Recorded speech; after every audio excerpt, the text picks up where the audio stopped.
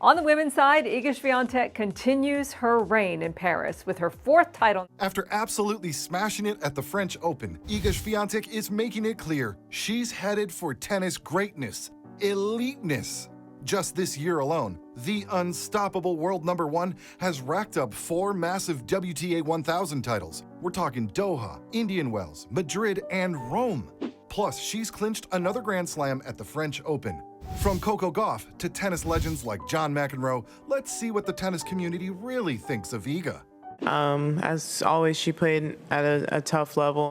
Starting off with Coco Gauff and her perspective at the French Open. In a high-stakes semifinal in France, Gauff faced off against Iga in a match filled with tension and tears. Gauff showed visible frustration, especially after a controversial call in the second set, where an overruled call by the umpire tipped a crucial point to Iga. This moment brought Gauff to tears. Even though she initially broke Iga's serve in that game, she couldn't keep up the pace, eventually falling 2-6, 4-6. After the intense battle, Gauff openly shared her thoughts on Iga's game. She praised Iga, acknowledging, "Yeah, tough match for me." As always, she played at a tough level. Yeah, I don't know if it plays much of a role, but I mean, she is tougher on clay. Gauff also focused on Iga's dominance on clay, saying, "I think she's just more comfortable moving and the ball slows down so she's able to, dictate the point how she wants." But this isn't the first time that Gauff has acknowledged her rival's skill set.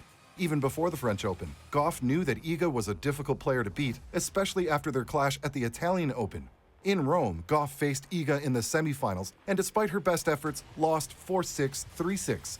Reflecting on this match, Gauff acknowledged Iga's clutch performance, saying, "I thought that I played well for the majority of the match. It came down to certain moments. She came up clutch. She had a lot of balls on the line, close to the line, which is what she does." Gauff and Iga share a unique rivalry as two of the leading stars in women's tennis.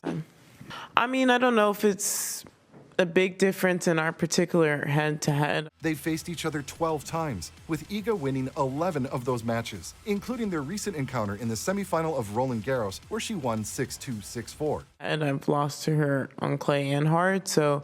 Their head-to-head record shows Iga's dominance, particularly on clay. Gauff's only victory came in a 3-set match at the Cincinnati Masters last year. Iga has an impressive record, with 22 career titles, including 5 Grand Slams, 4 at Roland Garros, and 1 at the US Open. She has won 326 singles matches, with a winning percentage of 82%.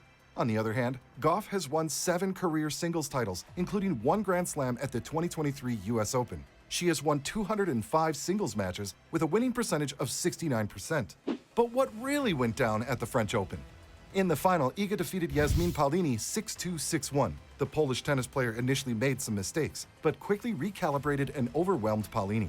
Iga's victory marked her 3rd consecutive French Open title and 4th in 5 years. Paolini, competing in her first Grand Slam final, described facing Iga as, quote, "the toughest challenge in this sport," end quote. Not because she was playing unbelievable level, I think, all the match. No mistakes, hitting winners. And remarked, "I never played a player that has this intensity before in my life." Tennis experts Boris Becker and Mats Wilander were also full of praise for Iga following her French Open success.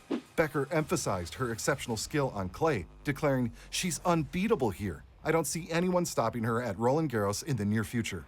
Wilander predicted, "I can see Iga winning 7 or 8 French Opens if she continues at this level. The more I see her play, the more impressed I am." She's going to be winning Roland Garros for many, many, many years, but it's tough to play like Iga because you have to be... Even former tennis legend John McEnroe was highly impressed with Iga's performance at Roland Garros. During the NBC broadcast, he said, "She's trying to build a Nadal-like legacy. So far, so good." With Iga's success this year, what kind of sponsorship do you think she managed to secure? Even before her recent win at Roland Garros, Iga secured a major sponsorship deal with Lancôme, becoming the first athlete and the first Polish ambassador for the renowned cosmetics brand.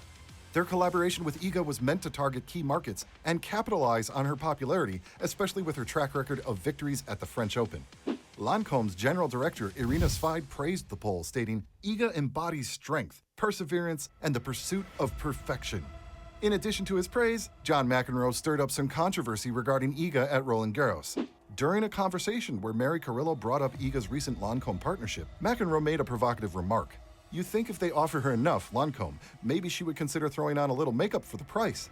This comment was seen by many as discriminatory and upsetting, and many fans took to social media to express their disapproval. Leaving the controversies aside, the tennis community has high regard for Iga, even from legends like Chris Evert. Well before Iga's French Open victory, Evert, renowned for her prowess on clay, lauded the young Polish star. She suggested Iga might even break her record of 7 French Open titles, praising her remarkable focus and resilience. Iga is a player on a mission, Evert remarked. She's more focused. She doesn't get upset at all when she's losing.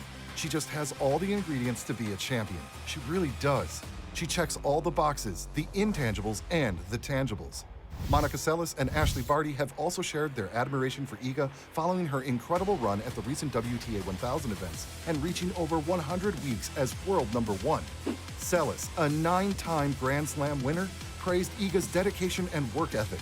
She said, "Congratulations, Iga, on an incredible achievement of 100 weeks as the #1 player in the world of tennis. Your dedication and hard work have truly paid off.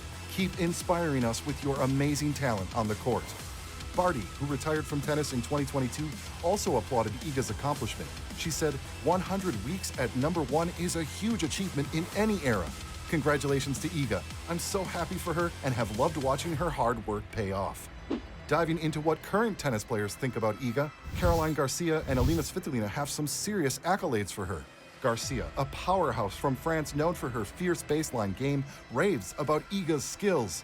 She's covering the court well. She has more of a topspin than the others as far as her forehand is concerned, and she hits higher above the shoulder. She serves very well at 180 or 185 kph faster than before, so this combination means she's the best player these days. Svitolina, all about precision and defense, also praised Iga's dynamism, noting she's extremely aggressive, a very well-rounded player. You never always know what she's going to bring, but the one thing is intensity. I mean, I really enjoy watching her play. It's great to have her as a player who's leading our sport. Even former tennis star Andy Roddick compared Iga to tennis champion Rafael Nadal, saying, "Świątek has this Rafian ability to slide, hit, and then, like in one motion, be a foot back towards the middle. I think she has the best footwork that I've seen on the men's and women's side, this side of Rafa. It's just phenomenal." But what do the fans think of her? The talk of the town in 2024 is all about Iga's revamped service game. Over on a Reddit tennis forum, the crowd's going wild, predicting she is gonna be unstoppable if she makes her serve powerful. Another enthusiast mentioned how her kick serve is already quite effective and that she just needs a bit more power. There's also a lot of optimism, and the overall sentiment is that these changes could significantly enhance her game.